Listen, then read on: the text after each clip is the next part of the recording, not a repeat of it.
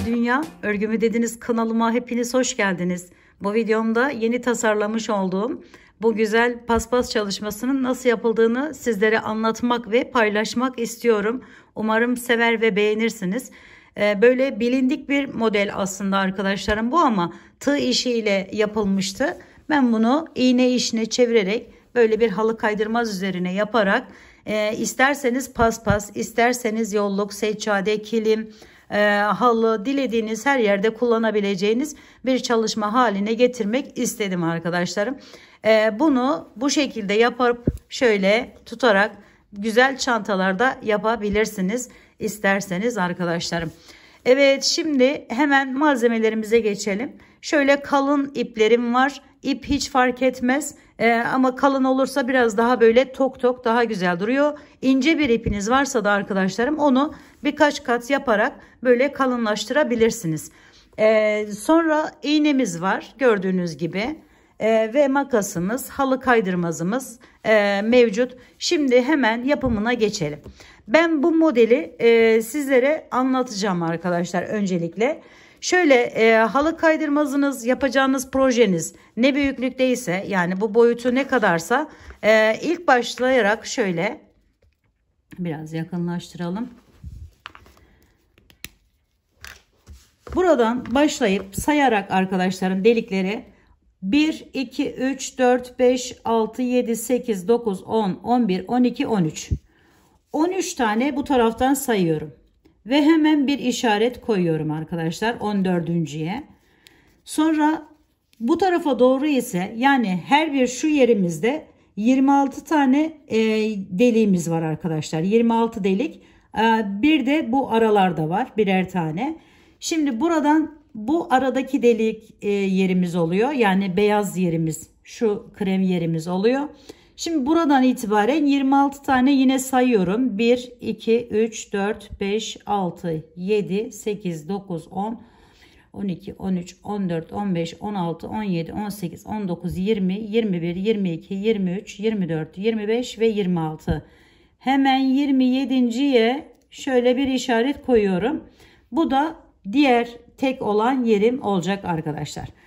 Şimdi hemen yapımına geçelim. Yani bu şekilde sayarak bir sonrakine yine 26 sayıp bu tarafa doğru devam edecek. Yani şeyimiz bu. Modelimiz bunu sayılar üzerine kuruluyor. Önce ortaya bakın. Şöyle bir daha göstereyim. 26 tane buralarda var. Birer tane buralarda var. Ve böylelikle başlamış devam edecek oluyorsunuz arkadaşlar. Evet arkadaşlarım, bu şekilde işaretlemelerimizi yaptıktan sonra bunların üzerinden şimdi göstereceğim şekilde yapacağız. Farz edelim şöyle bir yerdeyiz arkadaşlar. Burası yine aynı başlangıç yeri gibi olacak. Şöyle tekliden başlayalım. Hemen yani şu işaretlemiş olduğumuz yerden başladığımızı düşünün. Sayılarını bilmeniz yeterli olacaktır. Şimdi tekle başlıyoruz. Şöyle bir tane buraya yaparken hemen yanından giriş yapıyorum bu şekilde. Buraya şöyle daha şey gözüksün. Şimdi bir taneyi yaptık. Bu işaretlediğimiz yere yaptığımızı düşünün, bu biri. Sonra hemen üzerine 3 tane yapıyorum. Şöyle 1, hemen yanından girdim bakın. 2 ve 3. Şimdi bu burada biraz dursun. Şimdi üçüncüyü 3 tane yaptık. Hemen yanına arkadaşlar hangi tarafa döneceksek, mesela şu tarafa doğru gidelim. Şöyle ilk yaptığımızın üzerinden giriş yaptım.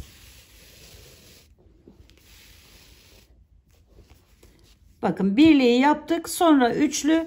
Şimdi üçlünün bir tanesinin üzerinden giriş yaparak şöyle ikili yapıyorum. 1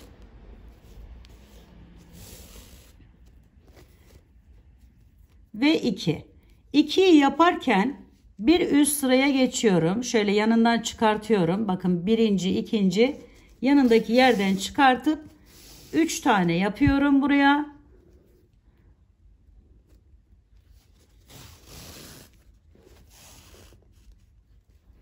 1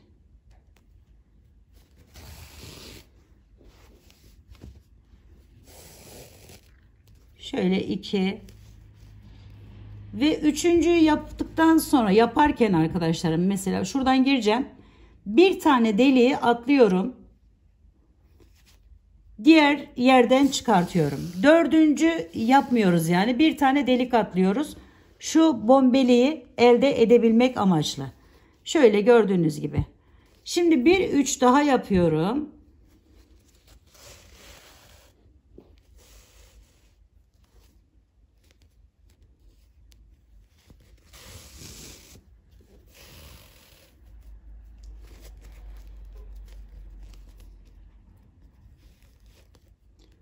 Sonra hemen yanından giriş yapıp ikili yapıyorum.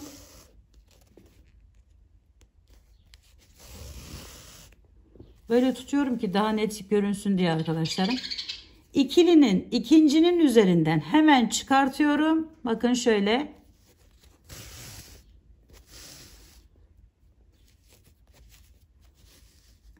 Ve buraya 3 tane yapıyorum yine.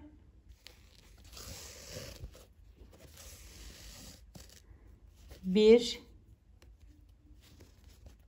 ikilinin ikincisinin üzerinden çıkartıp 3 tane yapıyoruz arkadaşlar. Şöyle şimdi üçüncü yaptıktan sonra 3 tanesini üçüncüyü yaptıktan sonra hemen aynı üçün altından giriş yapıyorum bu şekilde. Bakın bir diğerini mesela burnu üzerinden başlayacağız. Burada olduğu gibi. Şimdi buraya yine bakın hemen yanına zaten 2 var. Arada bir tane boş kalıyor. Ve 2 tane bu tarafa doğru artık aşağıya inmeye başlıyorum arkadaşlar. Bir. Şimdi ikinciyi yapıyoruz ve hemen üçüncüyü yapmak için şöyle aradan giriş yaptım. Üçüncü hemen yanından, ikilinin yanından. Bakın şöyle. İyice şey olarak anlatmak istiyorum ki arkadaşlar iyice anlaşılsın diye. Şimdi buraya 3 tane yapıyoruz. 1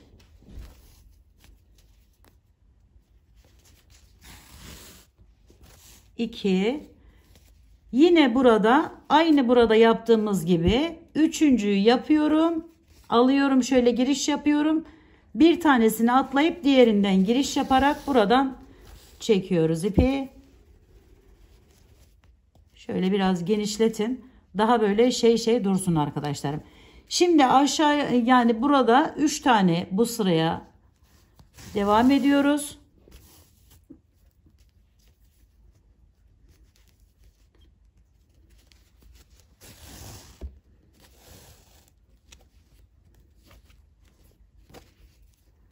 Sonra ikiliyi şöyle üçlüyü yaptık. Şimdi ikiliyi yapıyoruz bu sıraya. Ama bu ikiliyi de hemen üçlünün yan tarafından şöyle bakın şöyle tuttum ve buradan giriş yaparak yapıyorum. İkilinin ikincisini arkadaşlarım hemen altından çıkartıyorum. Ve buraya tekrar bir üçlü yapıyorum.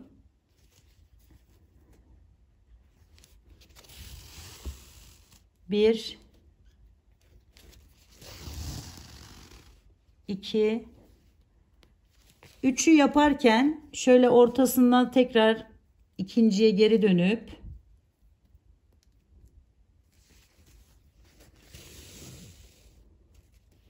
birliği yapıyoruz ve bakın böyle tamamlamış oluyoruz.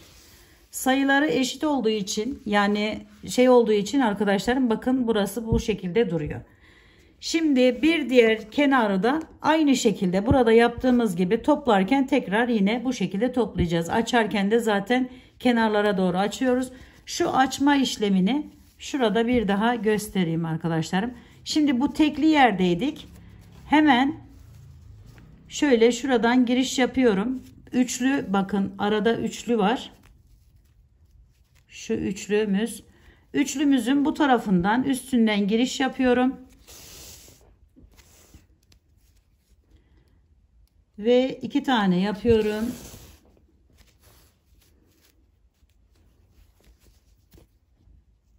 İkincinin hemen yanından çıkarttım. Bir üst sıraya geçiyorum.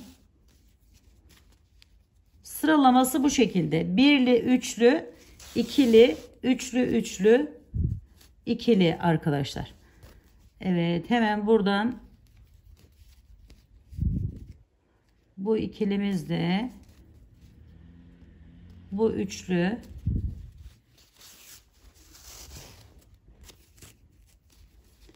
üçüncüyü yine yaparken bir tane atlıyoruz. Diğer üçümüze geçiyoruz.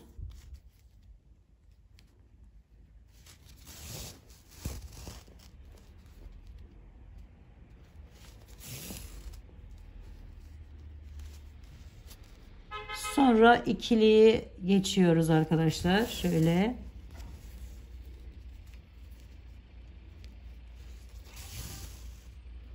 İkilinin hemen üzerindeki yerden giriş yaptım. Şu şekilde ve 3 tane yapıyorum buraya. 1 2 üçlüyü yaptıktan sonra tekrar bir diğeri için şöyle ortasından giriş yapıp birliğe, yani ilk başlangıç yerimize geri dönmüş oluyoruz. Evet arkadaşlar, dış bu çerçeveyi bu şekilde yaptıktan sonra iç kısmı gayet kolay. Bakın şuradan mesela ipimi yeni taktım. Şöyle bir şey daha söylemek istiyorum. Arkasında fazla ip kalmasın diye şöyle aralardan yürütüp, şurada birli yerim var arkadaşlar. Onun üzerine, çünkü üçlü vardı burada. Hemen onun üzerinden şu şekilde alttan giriş yaptım. Çekiyorum ipimi. Böylelikle alta da ip kalmamış oluyor. Daha böyle düzenli duruyor arkadaşlar. Tabii ki de bazı geçişler yaparken hani bırakacağız ama böyle yaparak başlarsanız da daha güzel durur. Şimdi hemen bir üste geçip bu içinde ne kadar yer varsa dolduracağız arkadaşlar. Buranın mantığı bu. Şöyle aldım, bakın. Hemen bir yana geçiyorum.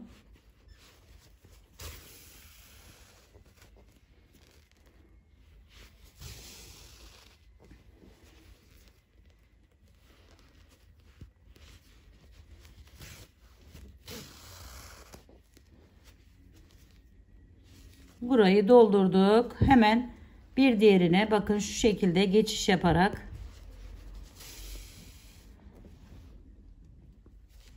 sıra sıra doldurarak gidebilirsiniz arkadaşlar. Dediğim gibi şu ipleri biraz fazla çekmeden şöyle bırakırsanız daha böyle şey durur, puf puf durur. Daha güzel durur arkadaşlarım. Burada da hiç sıra atlamadım ben. Hiç delik atlamadım. Dilerseniz atlayabilirsiniz ama böyle daha güzel oldu. Böyle yapmanızı tavsiye ederim arkadaşlar. Bakın şu şekilde dolduruyoruz. Zaten aynı teknik. Şimdi bir miktarda kenarından bahsedeyim. Kenarı gayet kolay. Herhangi bir şey yapmadım. Dilediğiniz gibi yapabilirsiniz bu arada. Onu da söylemeden geçmeyeyim. Şöyle arkadaşlar, kenar kısmını şu ipimle hemen şöyle biraz göstereyim sizlere. Şu şekilde. Hepsini bitirin. En son kenarı bu şekilde çevirin arkadaşlar. Ya da dilediğiniz şekilde çevirebilirsiniz. Şöyle. Sarma işlemi yapmış oluyoruz.